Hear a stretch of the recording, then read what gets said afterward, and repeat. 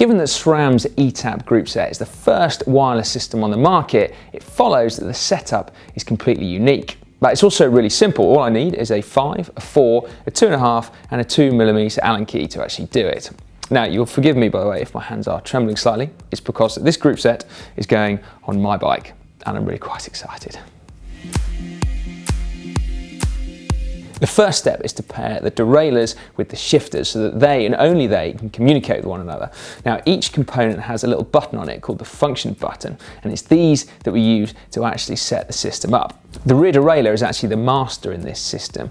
So we start with this, pressing and holding the function button until the little LED light next to it starts to blink. Now this opens the pairing process, which means that we can set the system up. We then take one of the shifters, press and hold the function button on there until the little LED light next to it starts to blink quickly. We do the next shifter, and then finally we do the front derailleur as well. Now you have about 20 to 30 seconds until the pairing process times out, and then you need to start again by pressing that button on the rear derailleur. All the components need to be paired in the same pairing session, otherwise they won't all work. Now, although you can do this when they're bolted onto the bike, it does make it slightly harder to complete the pairing process, and it also means that you'd miss out on the fun of having your rear derailleur crawling across your workbench.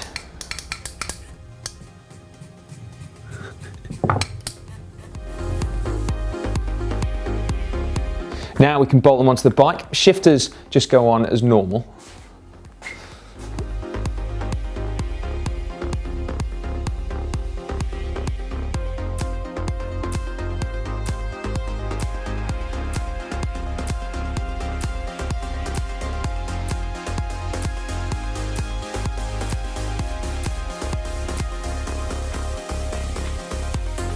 Next, we'll do the front derailleur. Now, the function button on the derailleur actually changes its position, and we want it in the outboard position, so as if you're in the big ring. Then we just bolt it onto the bike using the 4mm Allen key, and firstly then we're going to set the height adjustment. So there's a little line on the inner plate of the derailleur, and that needs to be lined up with the top of the teeth on the outer chainring.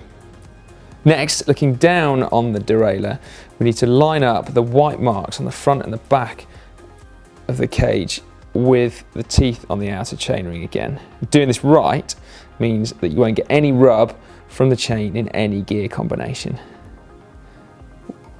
When you've got it done, then you just need to tighten that bolt up to 7 Newton-meters. Next, bolt on the rear derailleur.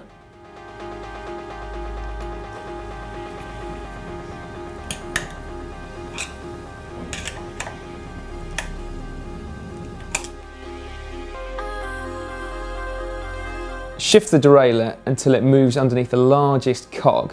And then moving around to the back of the bike, we can check the position of the jockey wheels. And if they're not lined up exactly with the largest cog, then we can actually micro adjust the position. Using the function button on a shifter and shifting simultaneously, we can actually move the position of the derailleur by a tiny amount, about 0.2mm. The right shifter moves the derailleur outboard by 0.2mm, and the left shifter moves the derailleur inboard by 0.2mm.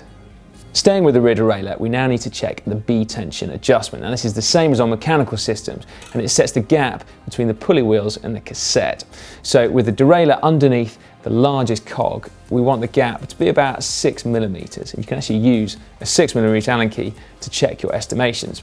In this case, we need to close the gap slightly, so we just screw the B tension screw anti-clockwise.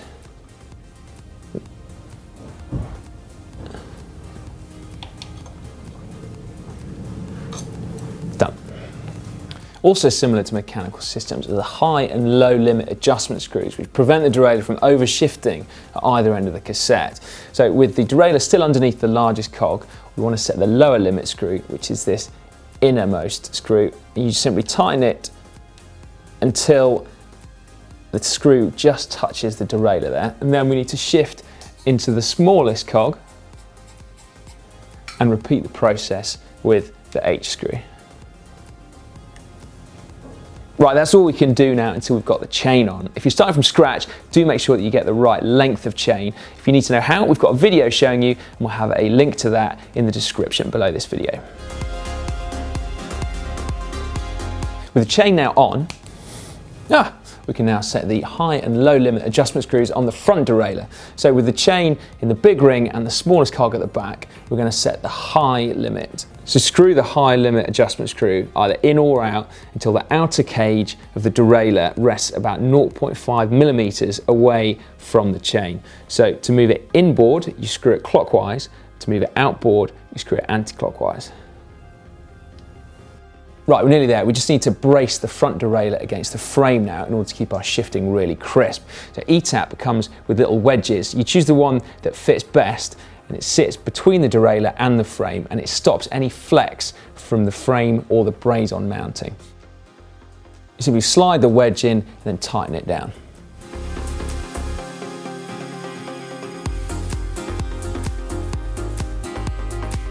Right, all that's left to do really is to run through the gears.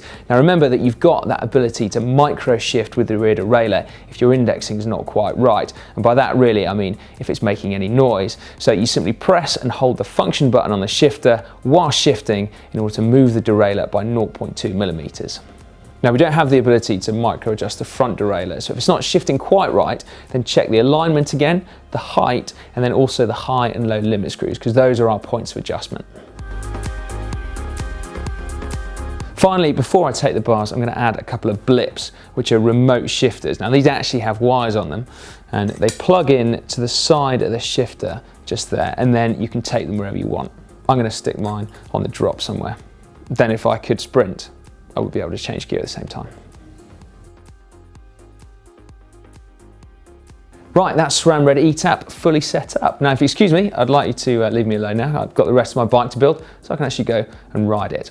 Now, if you want to see that video about how to get your chain the right length, as promised earlier, then if you click just up there, then you get straight through to it. Or if you click down there, then we've got a video about how to set your shifters up in exactly the right position for you. Finally, before you leave me to my bike build, then do make sure you subscribe to GCN. You can do that by clicking on the big thing up there that says subscribe.